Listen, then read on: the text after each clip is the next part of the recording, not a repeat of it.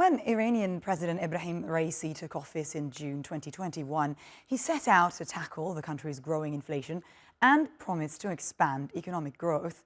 In the month he took office, Iran was facing inflation at almost 49%. This was made worse by sanctions imposed by the US and EU, reducing Iran's revenue from oil and gas exports. So, did the president's economic policies assist Iran during his leadership? Emre Boz reports.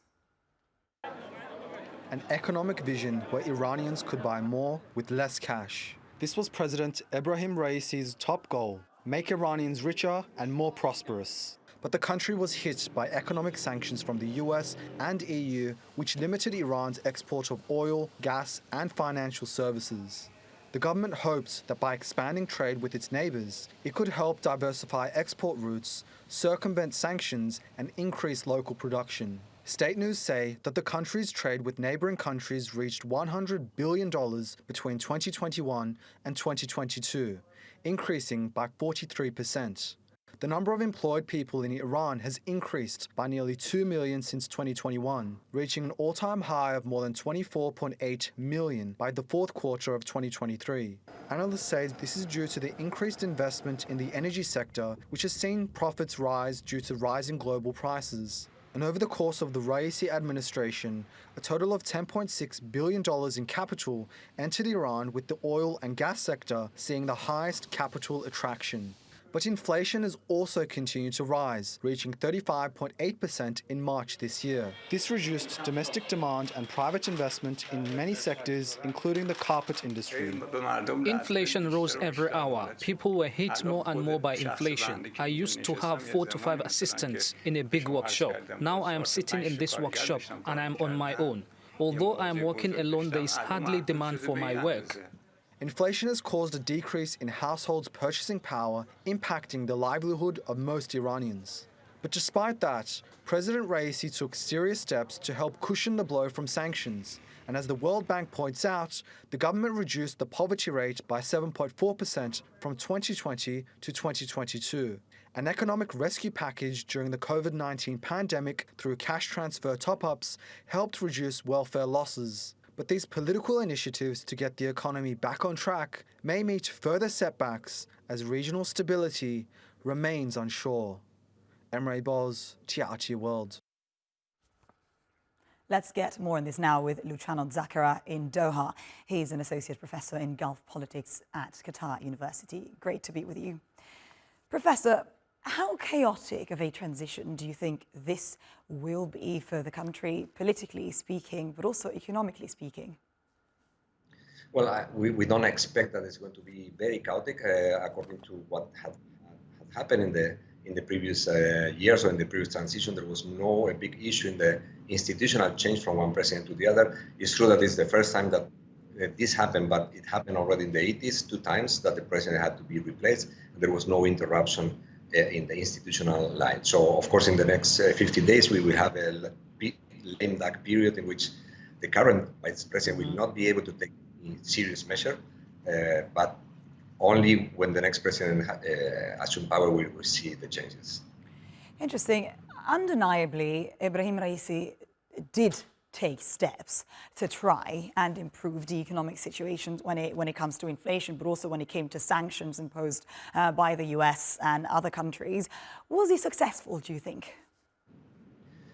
I mean, the only positive thing that I get from that is that Iran managed to keep working and keep living under the sanctions. I mean, when the sanctions were installed in 2018 under Trump administration, Iran suffered a lot, but they accommodated to this new situation.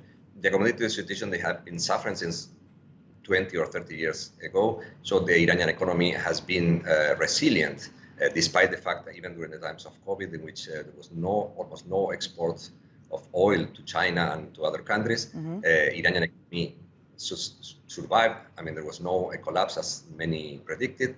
And now, even though the exports are not that high, the high prices of oil are contributing to keep Iranian budget more or less stable, despite the inflation, of course. That's really interesting. Do you expect Raisi's successor to continue on a similar path, as you said, looking towards China and possibly Russia and having a similar stance on the economy?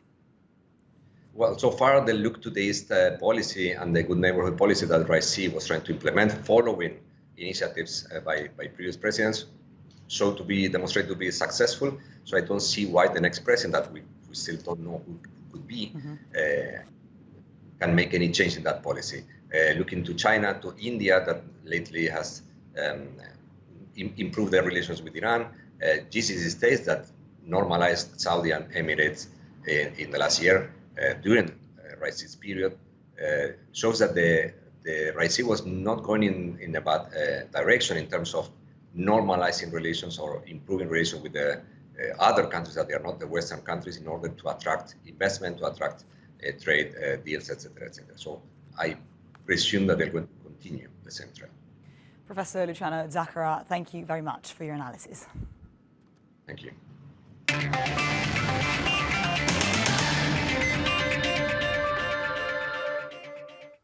And now a quick look at some of the top business stories from around the world.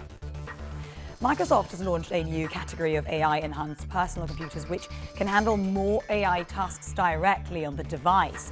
The new PCs called Copilot Plus feature an AI assistant named Recall that tracks and records user activities for easy future reference. Microsoft expects selling 50 million AI PCs next year, despite a slowdown in global computer shipments. OpenAI has removed one of the voices used by ChatGPT after it was likened to Hollywood actress Scarlett Johansson.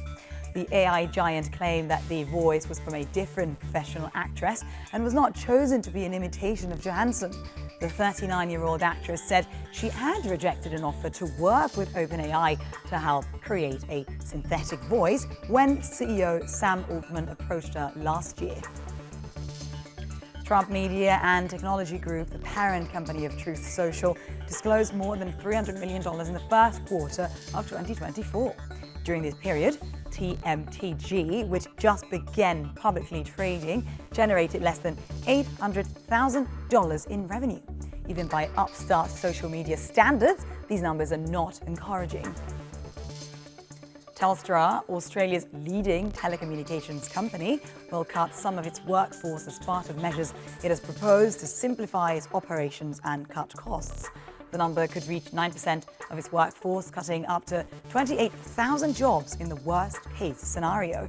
These job cuts would save the company around $314 million, setting it up to deal better with ongoing inflationary and cost pressures.